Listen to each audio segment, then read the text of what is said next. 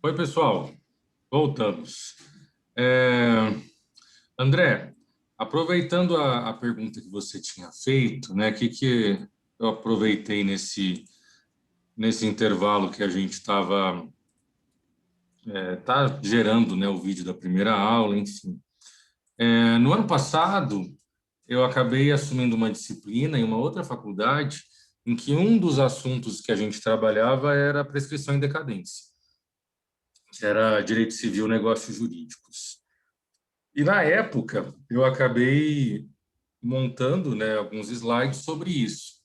Quero aproveitar porque eu realmente percebo que essa questão entre prescrição e decadência acaba sendo uma dúvida muito comum de muitas pessoas. Então, eu acho pertinente a gente dar uma relembrada sobre isso, até para aproveitar, né, esse momento em que a gente se encontra. Então, eu vou compartilhar com vocês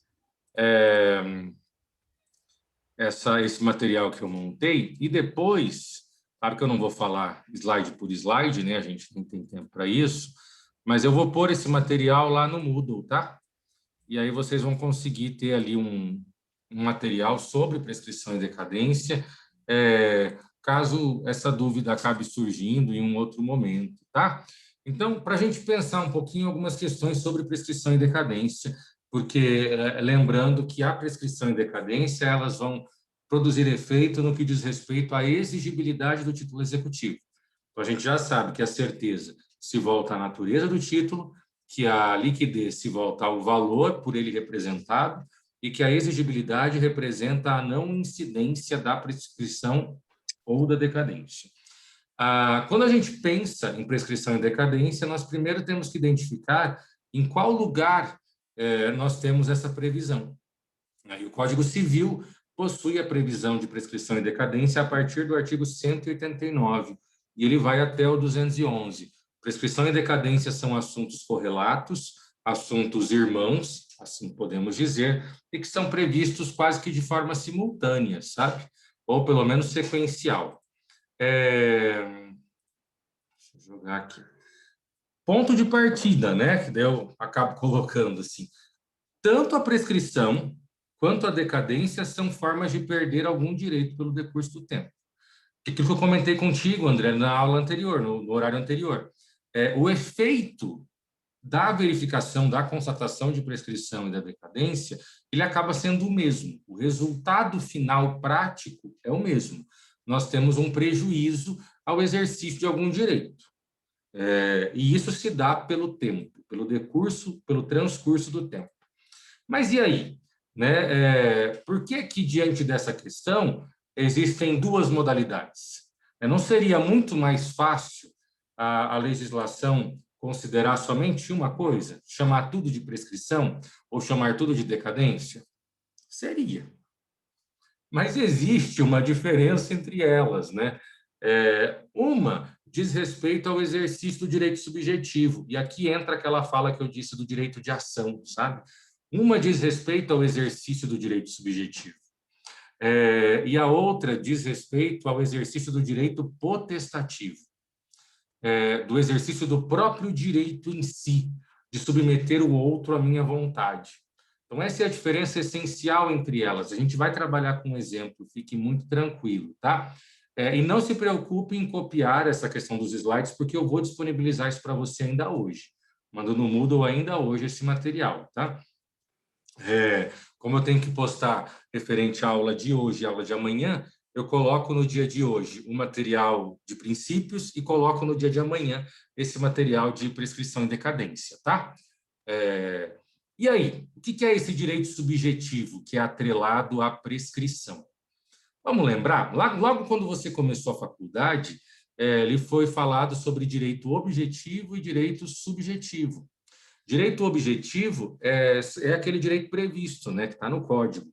Direito subjetivo é a sua possibilidade de exigir por meio de um processo, por exemplo. Podemos aqui pensar dentro do que está no slide, né? Direito subjetivo é uma situação jurídica consagrada por uma norma, através da qual o titular tem direito a um determinado ato face ao destinatário. Então, no direito subjetivo, eu tenho essa faculdade, essa subjetividade, essa escolha de exigir de alguém que se cumpra algo, que se cumpra um direito. Quando a gente pensa, né, nessa circunstância de direito subjetivo, perdão, ele se relaciona a uma prestação. Por quê? Porque eu quero que alguém preste uma ação em meu favor. A ideia de prestação é exatamente esta. Eu quero que uma ação, uma conduta me seja prestada. Lembra que eu sempre digo da lógica das palavras. O que é isso? Então, né, nessa ideia, eu quero que alguém submeta aquilo que eu quero, me pagando alguma coisa, né? Eu coloquei como exemplo o pagamento de uma dívida, né? Que faça alguma coisa, que me dê alguma coisa. Quando eu vou para o direito potestativo, aqui entra um direito que não admite contestações, sabe? O que eu quero dizer com isso? E muito cuidado com a... Entenda que isso é uma aula de primeiro ano. Então, conforme a gente vai evoluindo, algumas palavras nós temos que tomar um pouco mais de cuidado. Quando nós afirmamos que o direito potestativo ele não admite contestações, não é no sentido de que se houver processo a parte não poderá contestar, não poderá se defender. Não é isso. É no sentido de que o direito potestativo é um direito bem mais claro e que não depende muito da vontade das partes. Ele é válido e repousa sobre a pessoa. É uma prerrogativa que o indivíduo tem. E aqui eu coloquei como exemplo, né, o divórcio, a anulação de casamento. Basta a vontade de uma pessoa para exercer esse direito subjetivo, esse direito potestativo. Eu não dependo do outro, assim, em relação a isso, sabe? Por meio desse direito potestativo, eu submeto o outro a uma alteração, criação ou extinção de situações jurídicas. Mas ele não precisa me dar nada. Ele não precisa fazer nada para mim. Não é essa a ideia. A ideia é que a minha vontade ela é suficiente para gerar essa consequência de modificação, tá? Que é divórcio, que é a questão de paternidade, que é a questão de anulação de casamento, enfim, ou até mesmo de um reconhecimento de união estável. Eu não dependo que a outra pessoa com a qual eu convivi aceite a minha alegação. Se o juiz entender que houve união estável, é meu direito. Simples assim. E aí? Normalmente, os direitos subjetivos, eles são atingidos pela prescrição. E os direitos potestativos são atingidos pela decadência. Normalmente, tá? Claro que existem situações excepcionais. Então, aqui tem mais uma diferença, né? Direito subjetivo, possibilidade do indivíduo valer-se da lei para defender seus interesses, aqui é a ideia do processo propriamente dito, e o direito potestativo é um direito unilateral, decorre da vontade de uma das partes, né? Bom, e aí? Prescrição, artigo 189. Violado o direito, nasce para o titular da pretensão, nasce para o titular a pretensão, a qual se extingue pela prescrição nos prazos do 205 e 206. Perceba que quando o Código Civil fala sobre prescrição, ele está vinculando o prazo prescricional à violação de um direito. Se eu tenho a violação de um direito, tecnicamente eu posso dizer que eu tenho um ato ilícito. No melhor exemplo do artigo 186, que diz que aquele que por ação ou omissão voluntária, negligência ou imprudência violar direito e causar dano a outrem, comete ato ilícito. E aí eu vou para o 927 e ele diz que aquele que por ato ilícito causar dano a outrem fica obrigado a repará-lo. Perceba, isso é uma natureza tipicamente condenatória. E aqui eu tenho um direito subjetivo muito claro, porque eu quero que alguém me dê alguma coisa, me pague alguma coisa, me entregue alguma coisa. E isso será por meio do quê? Por meio de um processo. Isso fica bem claro, né? Essa questão da prescrição atrelada a utilização de uma demanda, né? Porque ele fala, nasce por titular uma pretensão, que se extingue pela prescrição. E ele processa se ele quiser. Ele faz uso desse direito se ele assim desejar, né? A prescrição, ela representa a perda dessa pretensão.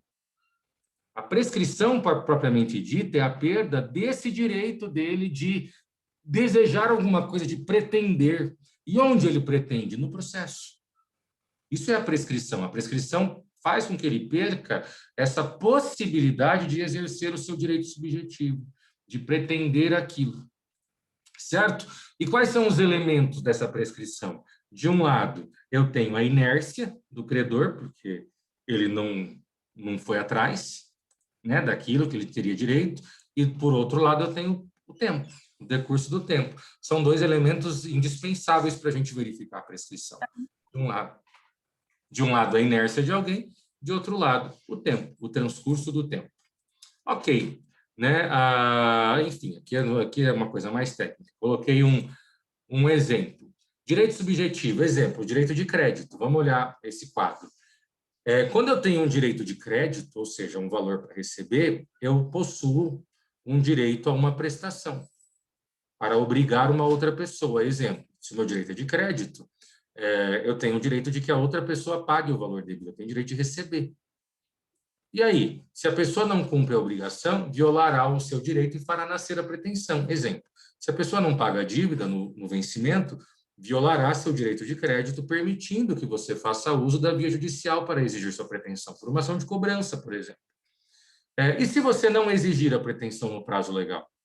Porque tudo é atingido pelo tempo no direito. Se nasce para mim essa minha pretensão, essa possibilidade de cobrar, eu tenho um tempo para isso. E se eu não faço isso?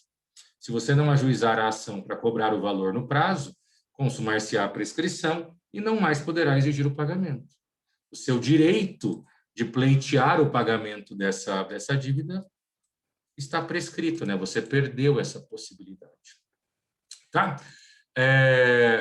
Alguns desdobramentos da prescrição.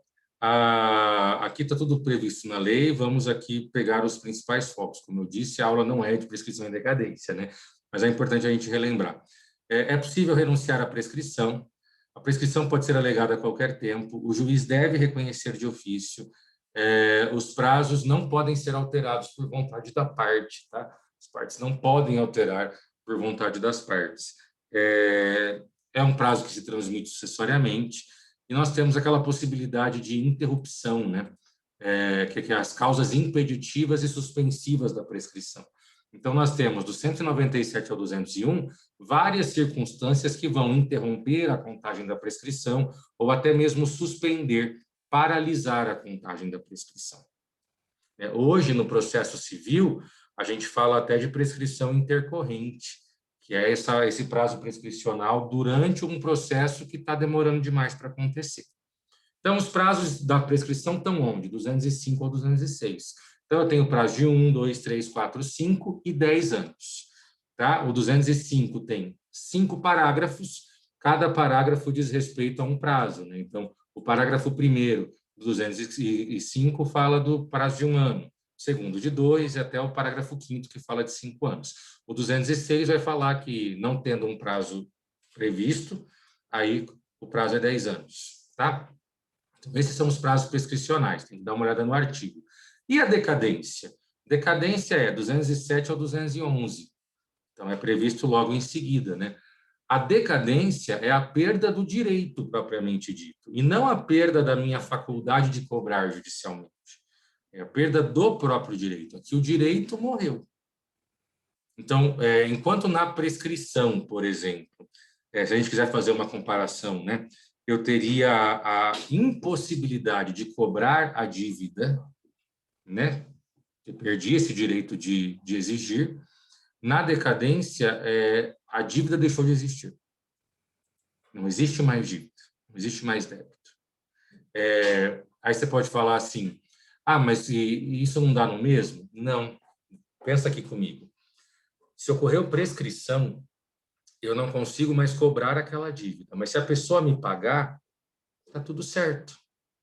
Agora, se ocorreu a decadência, a dívida não existe. Se ela me paga, é enriquecimento ilícito da minha parte.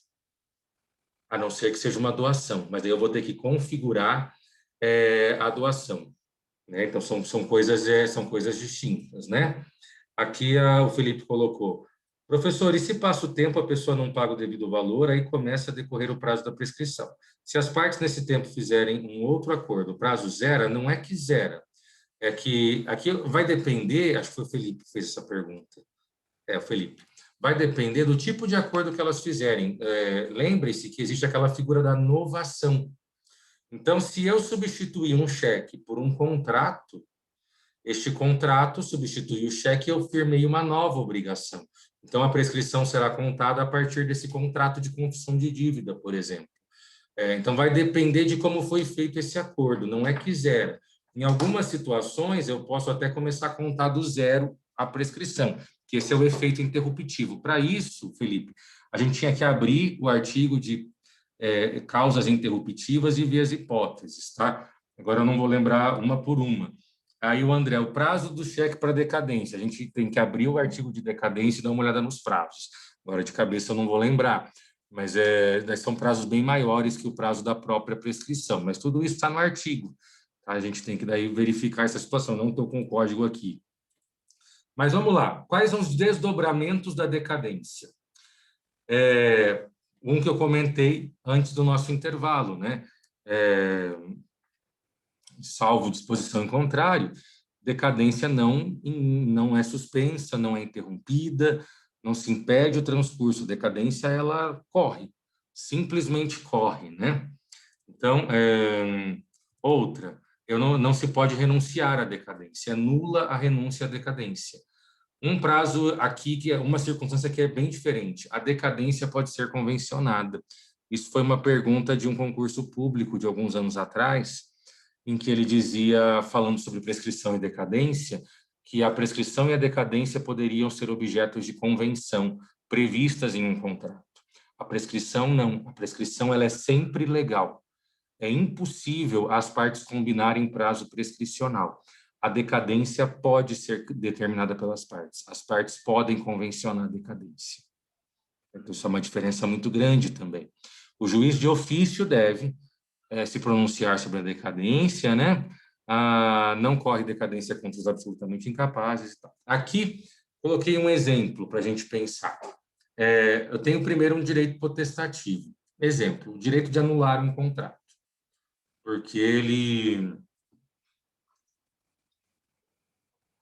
tem lá alguma cláusula que o anula. Ele não foi voluntário, lembra daqueles requisitos dos contratos? Então, é um contrato que não é fruto da vontade das partes, ele é fruto de coação, por exemplo, de lesão, aqueles vícios de consentimento. Então, eu tenho a possibilidade de anular esse contrato. E por que isso é potestativo? Porque se for verificado um vício de consentimento, isso vai anular o contrato, não interessa a vontade da parte. É um efeito natural por aquele reconhecimento. Eu não preciso que a outra pessoa faça nada, é só constatar aquela situação. Aí, quando eu tenho um direito potestativo, eu vou ter o direito de exercer, né, essa circunstância de, no caso, anular um contrato. Exemplo, você tem o direito de anular um contrato e outra parte somente deve se sujeitar a essa anulação, sem precisar te pagar nada. Claro que eu posso somar a anulação com uma indenização, mas a anulação, pura e simplesmente, não depende da participação da outra parte. Né? Enfim, é o seu direito de tentar isso. Se você não exercer o seu direito no prazo previsto, ocorrerá decadência. Ou seja, se você não ajuizar a ação para anular o contrato no prazo previsto em lei, consumar-se-á decadência, ou seja, aquele contrato não será anulado, aquele contrato será válido e você não vai mais poder. Você perdeu o seu direito sobre a anulação, não tem mais como anular, como questionar. Aquilo, de alguma maneira, convaleceu. Né? Aqui no final, eu coloco traços distintivos e algumas dicas gerais para a gente identificar prescrição e decadência. Primeiro, direito subjetivo, prazo prescricional. Direito potestativo, prazo decadencial. Outra dica para a gente saber separar. Todos os prazos prescricionais são em anos. Prazos prescricionais são sempre em anos. Isso é uma dica que, às vezes, a doutrina não fala. Os prazos decadenciais, eles aparecem em dias, meses e também em anos. Exemplo, o prazo do mandado de segurança, que é 120 dias. Então, eu tenho, a partir da violação a direitos líquidos e certos, 120 dias para impetrar mandado de segurança. Esse prazo é decadencial. Ele não interrompe, ele não suspende. 120 dias corridos não são úteis, porque é prazo de direito material. Só prazo processual é computado em dia útil. E ele é decadencial, ele é contado em dia. A prescrição admite suspensão, interrupção. A decadência, não. a prescrição sempre é fruto de lei. A decadência pode ser fruto de lei ou pode ser a partir de uma convenção, de um acordo das partes. A prescrição admite renúncia. Eu posso abrir mão da prescrição.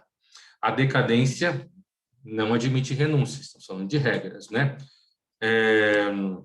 A prescrição deve ser reconhecida de ofício pelo juiz. A decadência também tem que ser reconhecida de ofício, mas se for uma decadência convencional, uma decadência que foi combinada no contrato, aí as partes precisam alegar, tá? O Felipe colocou aqui, é possível essa anulação no caso do contrato que só foi acertado verbalmente, não tem nada escrito? Felipe, aqui é revisitando a teoria dos contratos, né? O contrato verbal, ele é válido, então ele existe. O ponto é como que eu provo, né? O meu problema em contratos verbais não é a sua existência. O meu problema é um problema de prova, é uma questão probatória. Então, se esse contrato verbal ele for reconhecido no processo como existente, e aí a parte demonstrar que houve vício de consentimento, tranquilo. É possível a anulação, mas sempre quando a gente trabalha com contratos verbais, é muito difícil a produção de prova em torno desses contratos, mas é possível. No princípio, sim. Tá? Sétima dica, a prescrição começa a correr assim que violado o direito. Exatamente, Felipe, fica um dizendo uma coisa contra o outro, e aí quem tem mais peso, né, na fala? Aí é a força do argumento. A decadência começa a correr assim que nasce o direito. Sabe? Então, a prescrição a partir da violação, a decadência a partir do próprio direito, a partir do momento que nasce aquele direito, né? No Código Civil, os prazos prescricionais estão exclusivamente no 205 e 206. Então, o que a gente pode perceber? A decadência, ela não está só a partir do 207 ao 211. A gente tem outros prazos previstos. Então, uma outra diferença que a gente consegue traçar é, se está no 205, 203, 206 é prazo prescricional. Se é um outro prazo impeditivo em qualquer outro lugar do Código, é prazo decadencial. Tá? Mas pode estar em outras leis fora do Código Civil. Prescrição é a perda da pretensão, decadência é a perda do próprio direito. Basicamente, seriam aí alguns apontamentos para tentar te auxiliar nisso, né? André, ficou um pouco mais fácil de você entender essa situação da prescrição e da decadência?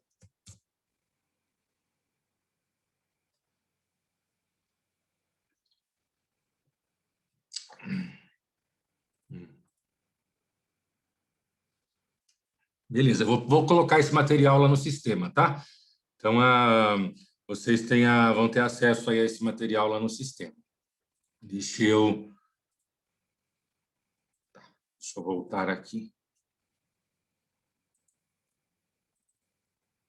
Bom, a gente estava falando, então, sobre essa circunstância, né? Sobre só tem execução se houver um título executivo. Não existe execução na pendência, né? Na inexistência de um título executivo.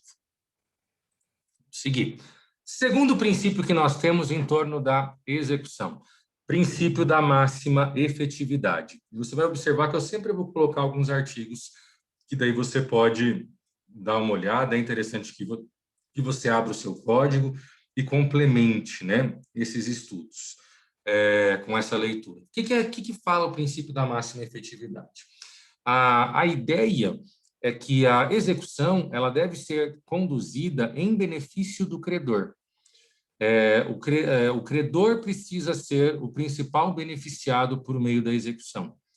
Então, as regras processuais na execução, o próprio andamento e condução do processo deve ser feito de modo a favorecer o credor. Então, a interpretação, a aplicação, tudo deve ser feito olhando principalmente para o credor, porque ele é o detentor do título executivo. O título executivo representa que ele é o titular da obrigação líquida certa e exigível. Porque quando a gente... e aí a gente tem algumas previsões, né? O 797. Ressalvado o caso de insolvência do devedor, né? Realizar-se a execução no interesse do exequente que adquire pela penhora o direito de preferência sobre os bens penhorados. né? Então, é essa circunstância da interpretação e da aplicação da norma processual ser feita sempre em favor do credor, do exequente. Então, aqui no 774, a gente tem algumas condutas em que se considera atentatório à dignidade da justiça a conduta do executado. Perceba. Então, nós temos um artigo no CPC só para falar das condutas do executado que são nocivas, que são atentatórias e vão resultar numa multa, tá? Essa multa ela vai de até 20% sobre o valor do débito.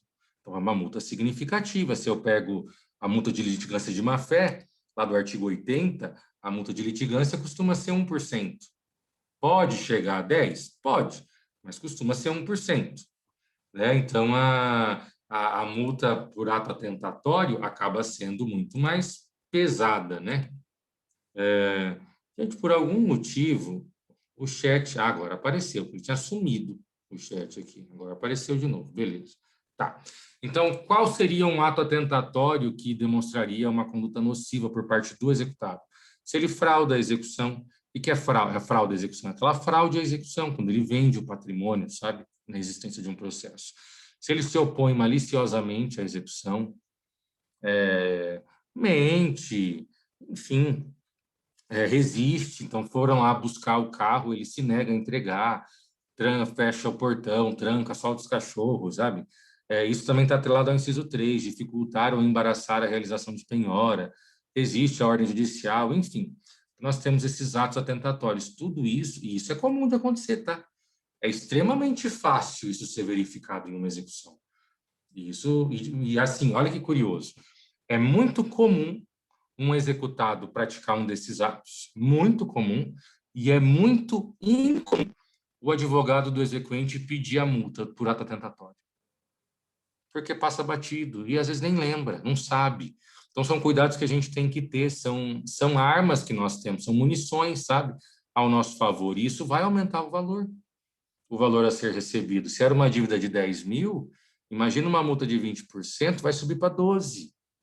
Isso eu estou jogando em um valor mais de boa, mas imagina um valor mais significativo.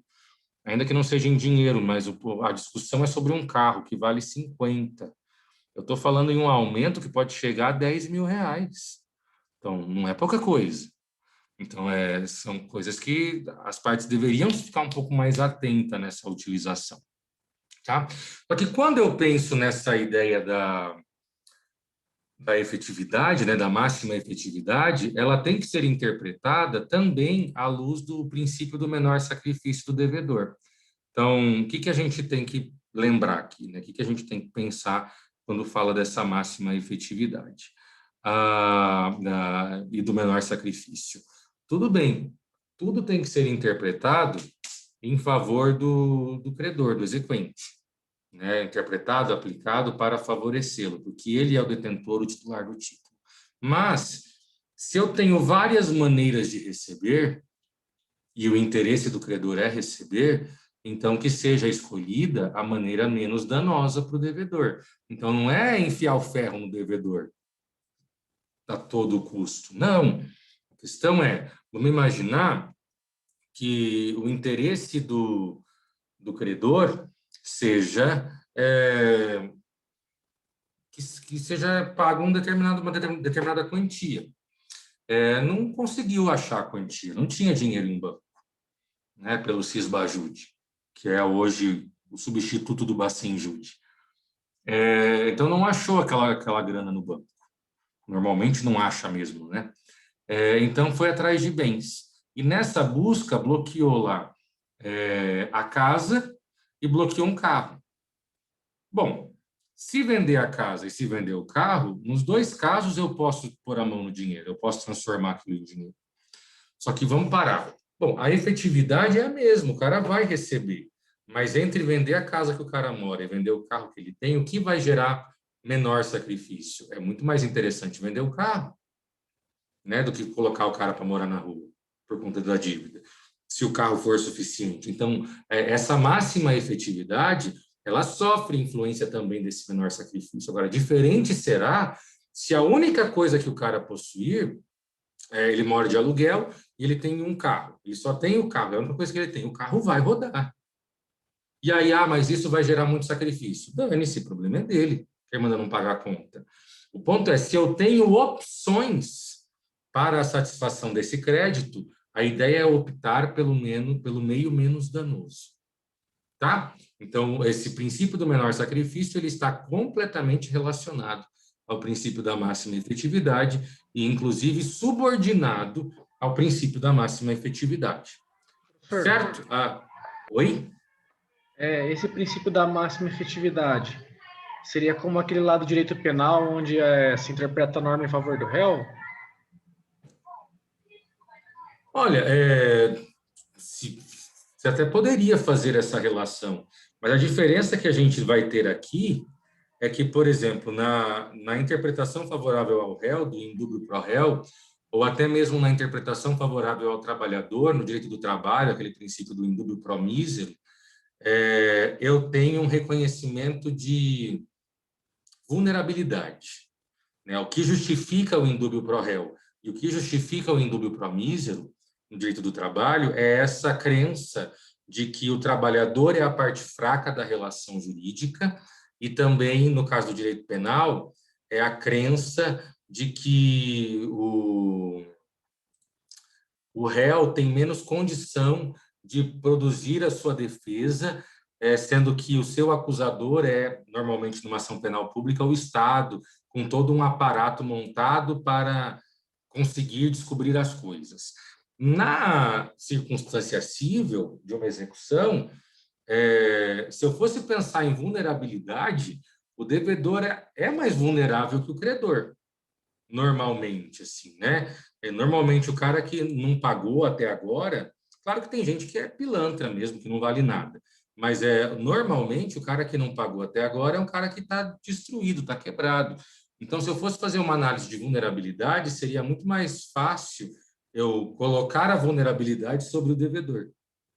Então, na essência, o fundamento é diferente. Eu entendo o que você quis dizer. Entendo mesmo, porque eu estou fazendo uma interpretação favorável a alguém. É como se eu estivesse rompendo com a regra da igualdade processual, em que eu tenho que tratar todo mundo da mesma maneira, né? Quando eu penso na aplicação do indúbio pro réu ou do indúbio pro mísero, eu relativizo essa igualdade, porque eu estou favorecendo uma parte. Inevitavelmente, eu estou favorecendo alguém. Na questão da máxima efetividade, eu estou favorecendo o credor. Então, se você entende que esse indúbio pro réu é uma forma de favorecimento, tranquilo, você entender que a máxima efetividade é parecida. O que não dá para a gente achar é que o fundamento de base é o mesmo, porque o fundamento de base do indúbio pro réu é a vulnerabilidade, e o fundamento de base da máxima efetividade não é isso. É o reconhecimento de que o credor já se ferrou o suficiente e que agora chega um momento de eu olhar um pouco para ele, porque ele já se lascou demais, porque é ele que está esperando para receber há tanto tempo, é ele que pode ter tido um monte de atraso e consequência por conta desse não pagamento, é ele que teve toda a paciência do mundo até esse processo chegar nesse momento. Então, chega a hora de a gente virar um pouquinho esse jogo. Isso não tem nada a ver com vulnerabilidade. Entendeu? Eu não vi quem perguntou. Opa, entendi sim. Fui eu, professor Felipe. Obrigadão. Beleza. 4 minutos. Aqui no reloginho. Vamos lá. Então, princípio do menor sacrifício, né? Olha o que fala o 805. Gente, minha voz hoje está indo embora. Quando por vários meios, né, o exequente puder promover a execução, o juiz mandará que se faça pelo modo menos gravoso para o executado. Isso é menor onerosidade. E o 805 no caput deixa isso bem claro, né, pessoal? Então, e perceba, é bem aquilo que eu falei para vocês. Se eu tenho várias formas de colocar a mão naquilo que eu estou buscando, então que seja utilizado o meio menos oneroso, menos penoso para o executado, tá? Agora, se só tem uma forma, aí rodou, né? Paciência. Parágrafo único, olha que previsão também bem interessante. Ao executado que alegar ser a medida executiva mais gravosa, então, por exemplo, o credor indicou ali a penhora sobre algum bem. E aí o executado fala, não, mas isso é a forma mais gravosa. Se você bloquear esse bem, essa é a maneira mais gravosa. Então, se ele alega que aquela é a forma mais gravosa, ele tem a obrigação de indicar qual é a menos gravosa e indicar o bem para ser feita a substituição. Não basta o executado só falar, assim você me ferra. Tem outras formas de você receber e se vire para achar outras formas. Não, se ele fizer isso, ele vai perder aquilo mesmo. Então, se ele alega que aquela maneira de cobrar é a mais grave, então ele tem que indicar qual é a menos grave. Cabe a ele, a responsabilidade é ele. Porque aqui é o final do parágrafo único, sob pena de manutenção dos atos executivos já determinados. Né? O 891 também coloca uma circunstância que tem a ver com a menor onerosidade, né? Ele fala, não será aceito o lance que ofereça preço vil, né? Aqui é uma ideia por exemplo, no leilão, hoje o código fala o que é preço vil. Antes não falava, o código anterior não dizia o que era preço vil. O juiz determinava o que era vil ou não. Hoje, pelo CPC, vil é inferior ao mínimo que o juiz fixou, ou se o juiz não falou nada, 50%. Menos de 50% do valor da avaliação. Essa análise de 50% não existia no código anterior. Então, para que existe isso? Para que também não arrebente com o devedor que tem uma casa de 400 mil vendida por 100. Daí você destrói a pessoa também, né? Então, a ideia é preço vil, não vai poder gerar ali a perda da coisa, né? E temos também, até em respeito ao devedor, uma lista de bens que são impenhoráveis. Então, aqui nós temos 12 bens que não podem ser objeto de penhora. Então, tudo isso é uma forma de proteger, de alguma maneira, o devedor. Então, quando a gente fala de máxima efetividade, interpretação a favor do credor, não é que o processo está cagando para o devedor. Não, existe ainda uma proteção processual. É só uma questão interpretativa. Menos de um minuto, serei derrubado. A gente volta a falar sobre isso amanhã. Retomamos aqui dos bens impenhoráveis, tá bom? Beijos e abraços, excelente noite. Muito obrigado pela participação de vocês. Continuem sempre participando e perguntando. Qualquer dúvida, eu estou à disposição. Já vou lá no Moodle postar esse material. Até. Tchau, tchau, gente. Boa noite.